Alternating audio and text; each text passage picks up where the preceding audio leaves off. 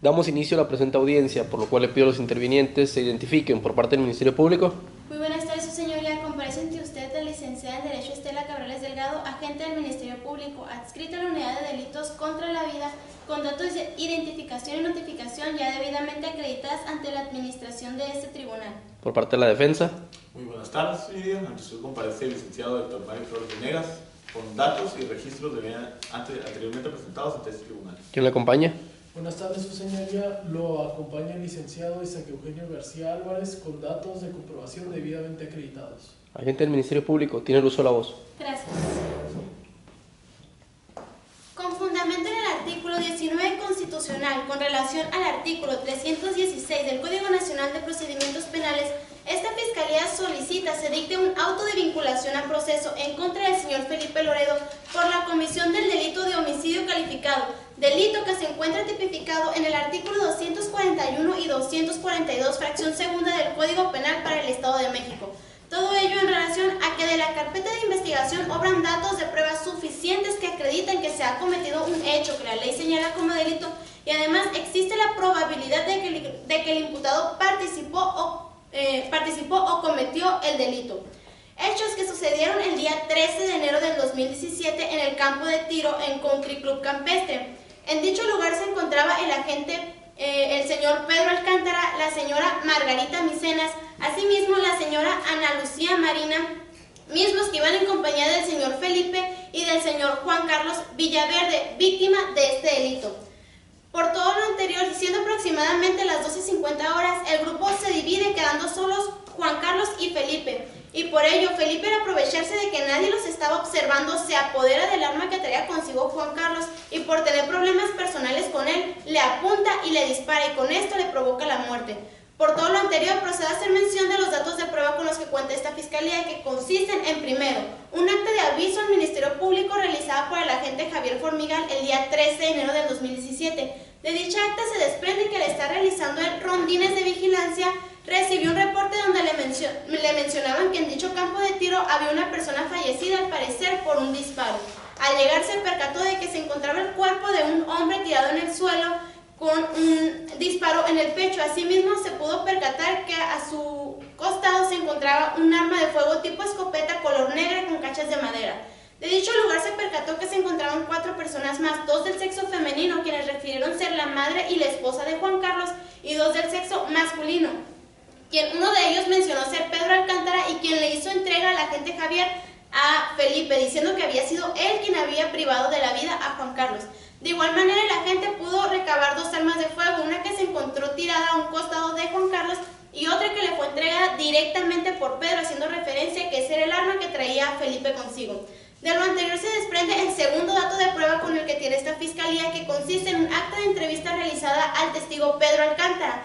De dicha acta se narra que se encontraba Pedro en compañía de Felipe, Juan Carlos, Margarita y Ana Lucía en el campo de tiro y aproximadamente a las 12:50 horas él se alega con Margarita y con Ana Lucía, dejando solos a Juan Carlos y a Felipe. Posteriormente, a las 13 horas, escuchó un disparo que pertenecía del lugar donde estaba Felipe y Juan Carlos, y al llegar todos se percataron de que estaba Juan Carlos en el suelo con un disparo en el pecho y asimismo sangrando.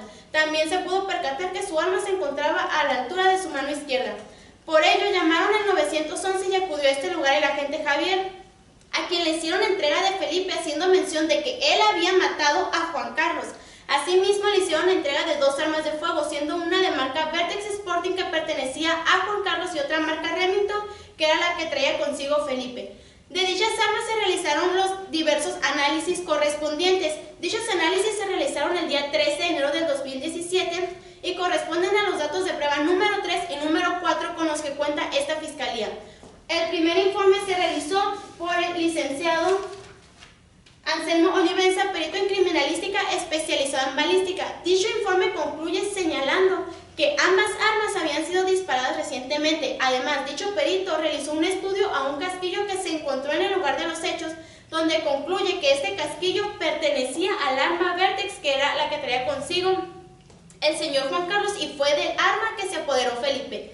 El segundo informe fue realizado por el licenciado Alfonso Manzanares, especialista en dactiloscopía, el cual concluye señalando que en el arma Vertex se encontraban fragmentos dactilares dactilares. Estos fragmentos se encontraron en la parte posterior del arma y pertenecían a Felipe, es decir, pertenecían al dedo índice y al dedo medio de su mano derecha. No está de más recordar que estas huellas se encontraron en el arma que traía consigo Juan Carlos y que fue el arma la cual Felipe tomó para privarlo de la vida. Es por esto que esta fiscalía reitera su solicitud, se dicte un auto de vinculación a proceso en contra del señor Felipe. Es cuanto. Defensa, ¿algo que manifestar? Sí, sí. Adelante. Atendiendo a lo mencionado por esta fiscalía, esta defensa se opone completamente a lo solicitado, toda vez que de la información que se desprende, identificado como dato de prueba número 1, consistente en el acta de aviso de hechos probablemente delictuosos elaborado por el agente Javier Formigán, lo importante y trascendental que viene del mismo es que este acude al lugar de los hechos y de lo que se percata es que hay un sujeto en el suelo y un arma por del lado. Sin embargo, esta arma es propiedad de quien hoy en vida respondiese al nombre de Juan Carlos. Esta información se menciona porque reúne estrecha vinculación con la declaración de Felipe, en el cual manifiesta que de manera libre y espontánea se encontraba en el lugar de los hechos, que en un momento determinado Juan Carlos hace una maniobra de limpieza tomando el arma por el cañón y esta de manera accidental se acciona provocándole sí mismo la muerte. Añadiendo esto y sumando a lo manifestado, en lo que se refiere al dato de prueba identificado como número 2, consistente en la testimonial de Pedro, el cual manifiesta que es un testigo de oídas, que a él no le consta absolutamente nada de lo manifestado, toda vez que él mismo se desprende que él se retira del lugar de los hechos. Instantes después escucha una detonación y acto seguido gritos de auxilio provenientes del lugar donde se encontraban Juan Carlos y Felipe. Se aproxima al lugar y se da cuenta de que Juan Carlos está en el piso con una mancha de sangre en el pecho y su arma por del lado y decide detener de manera conclusiva y arbitraria al señor Felipe, toda vez con el argumento de que tiempo atrás tenían un conflicto por cuestiones pasionales y que era motivo suficiente por el cual privarle la vida. Esto se articula con esto viene a contradecirse totalmente con la declaración de la esposa de Juan Carlos, toda vez que ella manifiesta que ese acontecimiento eran hechos del pasado, que ellos habían relacionado el problema y que eran muy buenos amigos.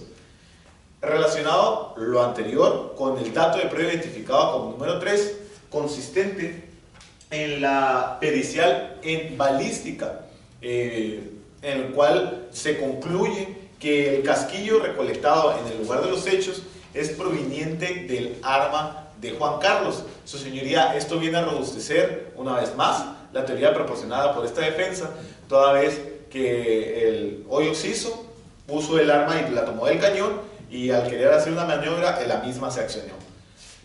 Y el dato de prueba consistente en número 4, en la pericial en dactiloscopía, como bien menciona esta fiscalía, esos vestigios y fragmentos dactilares que se encontraban en el arma estaban en la parte posterior de la misma, es decir, en la culata, en la cacha. Y su señoría, es material e imposiblemente práctico detonar un arma de fuego con tan solo 2 dedos, siendo estos el índice y el medio, ubicados en las áreas anteriormente mencionadas. Articulado todo esto, lo más trascendental de esta carpeta de investigación es la cadena de custodia, la cual presenta graves inconsistencias y violaciones a la misma. De esta se desprende que fue entregada en primer término por el agente Javier Formigán, primer respondiente de la escena de los hechos, la cual hizo traslado a Francisco Tarragona, asistente del Departamento de Criminalística, encargado de hacer las pruebas periciales correspondientes, para posteriormente, y esto sabiendo que es una suposición, habido sido entregada a Benito Maspalomas, quien él mismo no se encuentran impresas sus datos, su firma en el presente documento. Esto, señoría, viene a esta defensa romper por completo la cadena de custodia, porque no se sabe en ese momento quién los tenía, los instrumentos, qué pruebas le realizaron, ni si estas fueron viciadas en algún momento. Su señoría, mencionado lo anterior, se presenta el siguiente criterio como tesis, que es la cadena de custodia. Debe respetarse para que los indicios recabados en la escena del crimen generen convicción al juzgador. Una vez más, su señoría, esta defensa reafirma lo solicitado anteriormente, que es dicte auto de no vinculación al proceso. Es cuanto. ¿Alguna otra petición a los intervinientes? Así es, su señoría, la imposición de medidas cautelares. Adelante. Con fundamento en el artículo 131, con relación al artículo 154 del Código Nacional de Procedimientos Penales, esta Fiscalía solicita se le imponga como medida cautelar al imputado la consistente en el artículo 155, fracción 14ª de dicho ordenamiento, consistente en prisión preventiva. Dicha solicitud se sustenta en una evaluación de riesgo elaborado por la Unidad de Medidas Cautelares, donde de dicha evaluación se desprende que en relación al riesgo que existe por parte del imputado es un riesgo medio. Aunado a lo anterior, esta Fiscalía considera que dicha medida es proporcional e idónea, ya que de dicha evaluación se desprende que en relación al delito cometido por parte del imputado es un delito considerado como grave. Asimismo, el nivel de riesgo que existe entre el imputado con las víctimas o ofendidos de igual manera es grave. Todo esto, su señoría, es obvio, ya que el imputado los conoce desde hace tiempo y por ende conoce sus domicilios. Así que existe un riesgo de que el imputado pueda cometer un acto en contra de ellos, ya que son testigos fundamentales en este proceso. De igual manera, sería muy fácil para el imputado tener acceso a armas y cabe recordar que él es muy bueno en el manejo de dichos objetos. Todo lo anterior y esta medida es para garantizar se protejan tanto a víctimas como ofendidos, siendo estos en este caso el señor Pedro Alcántara, la señora Margarita Micenas y la señora Ana Lucía. A ellos se les debe de proteger, ya que esta representación social tiene una obligación, tal y como lo establece el artículo 19 constitucional en su párrafo segundo, el cual establece que el Ministerio Público debe solicitar la prisión preventiva cuando la finalidad fuera garantizar protección tanto a víctimas, ofendidos y testigos, y asimismo garantizar una protección a la comunidad cuando un imputado esté siendo procesado por un delito doloso. Todo lo anterior expuesto y solicitado de igual manera es para garantizar que se cumplan dos derechos que tienen tanto víctimas como ofendidos, derechos que se encuentran consignados en el artículo 109 en sus fracciones 16ª y 19ª del Código Nacional de Procedimientos Penales. Estos derechos consisten en que se les debe proveer una protección en su integridad personal. Asimismo, es un derecho de ellos el solicitar se le impongan medidas cautelares al imputado. De igual manera, en el artículo 20 constitucional, en el apartado C, fracciones 5ª y 6ª, establece que el Estado debe garantizar una protección no únicamente a víctimas ofendidos, sino también una protección a testigos y en general cualquier persona que esté dentro de un proceso. Además, es un derecho de ellos el solicitar se le impongan medidas cautelares con la finalidad de que se les proteja y se les restituyan sus derechos, asimismo que hay una garantización de que el imputado va a reparar el daño. En el mismo sentido y relacionando todo lo anterior con la Ley General de Víctimas, del artículo 7 se desprende que el Estado debe de proteger a las víctimas y es una protección que debe de abarcar tanto su bienestar físico como psicológico. Asimismo, del artículo 40 de dicho ordenamiento menciona que cuando se encuentren razones de que hay una amenaza en la integridad personal de estas personas, que además existan riesgos fundados de pensar que están en riesgo sus derechos, la autoridad debe de adoptar medidas para que evitar se les dañe o se les lesione nuevamente a estas personas. Por todo lo anterior, reitero mi solicitud de que se le imponga como medida cautelar la establecida en el numeral 155 en su fracción 14ª del Código Nacional de Procedimientos Penales, ya que esta representación social busca garantizar la más amplia protección a testigos, víctimas, ofendidos y a la comunidad en general. Todo lo anterior dejándolo en valoración de este honorable tribunal para que en su momento resuelva lo conducente. Es cuanto. ¿Defensa, algo que manifestar? Así es, su señoría. Adelante. Su señoría, esta defensa se opone totalmente a la solicitud del Ministerio Público conforme a la medida cautelar de prisión preventiva, puesto que en los datos de prueba que se encuentran dentro de la carpeta de investigación nos encontramos primero con el domicilio del imputado, el señor Loredo, que se encuentra en Vasco de Quiroga, número 40, Ciudad Satélite, Nueva, en el Estado de México. A su vez, el señor Loredo trabaja dentro de la empresa Probióticos de México, en donde tiene 7 años laborando como gerente de diseño. Este dato corroborado por el gerente general de dicha empresa, Francisco Extrema Navarro. De igual manera, el detenido durante su detención no presentó resistencia alguna. Esto puede ser corroborado por el oficial de policía Javier Formigal Aragón.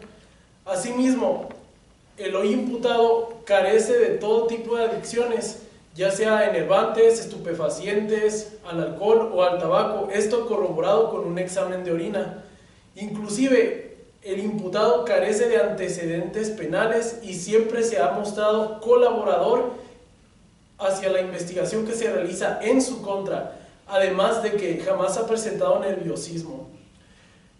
No existen datos de prueba hasta este momento o algún tipo de argumento sólido por parte del Ministerio Público para que nosotros podamos intuir que el señor Loredo pueda sustraerse de la acción de la justicia o pueda afectar de alguna manera a las víctimas o que entorpezca la investigación. Además, su señoría, quiero hacer hincapié en que esta medida cautelar es violatoria de muchos derechos humanos contenidos tanto en la Constitución de nuestro país como en los tratados internacionales de los que México forma parte. A su vez, quisiera hacer mención de unos cuantos tratados internacionales que citan al respecto. Tenemos en primer punto las reglas mínimas de las Naciones Unidas sobre las medidas no privativas de la libertad, también conocido como las reglas de Tokio, en donde se establece en su numeral 2.6 la mínima intervención de las medidas privativas de la libertad, así como en sus numerales 6 y 6.1, que este será el último recurso. También se tiene el Pacto Internacional de Derechos Civiles y Políticos en su artículo 14, la Convención Americana de Derechos Humanos en su numeral 8 y la Declaración Universal de Derechos Humanos, en donde se establece la presunción de inocencia de los imputados hasta que no sea debidamente comprobada su culpabilidad. Su señoría, la mención de estos artículos de los tratados internacionales son alusión para referirnos al artículo 1 de la Constitución Política de nuestro país, la cual establece, y cito, que las normas relativas a los derechos humanos se interpretarán de conformidad con esta Constitución y con los tratados internacionales de la materia, favoreciendo en todo tiempo a las personas la protección más amplia. A su vez, también quiero mencionar el artículo 133 constitucional, el cual establece que en el Estado mexicano será ley suprema tanto la Constitución, tanto las leyes emitidas por el Congreso de la Unión y los tratados internacionales de los cuales México es parte. Su señoría, esta defensa propone que la medida cautelar que se le implemente al señor Loredo sea la contenida en el artículo 155 del Código Nacional de Procedimientos Penales en su fracción séptima, la cual establece la prohibición de convivir, acercarse o comunicarse con determinadas personas, como las víctimas, ofendidos o los testigos. Su señoría, solicito se niegue la petición del Ministerio Público sobre la medida cautelar y se resuelva la situación de mi cliente conforme al control de convencionalidad. Su señoría, muchas gracias.